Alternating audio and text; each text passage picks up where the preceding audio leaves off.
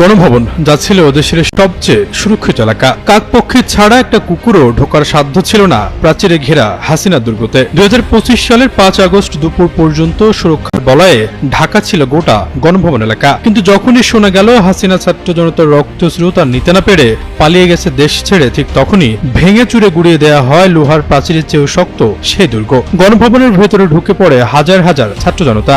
মুহূর্তে ভেঙে পড়ে হাসিনাকে নিরাপত্তা দেওয়া সব বলয়। এদিন যে যেভাবে পেরেছে গণভবনে ঢুকে জয় উল্লাস করেছে। কেউ হাসিনার বেডরুমে শুয়ে ভিডিও করেছে, কেউ আবার সোফায় বসে ছবি তুলেছে, কেউ আবার ফ্রিজ থেকে রান্না করা মাংস খাওয়া শুরু করেছে। শুধু কি তাই, কেউ ছাগল, কেউ মুরগি, বালিশ, তোষক, হাঁস, ফ্রিজ সব খুলে নিয়ে যায় ছাত্র জনতা। দিনভর চলে বিজয় উল্লাস।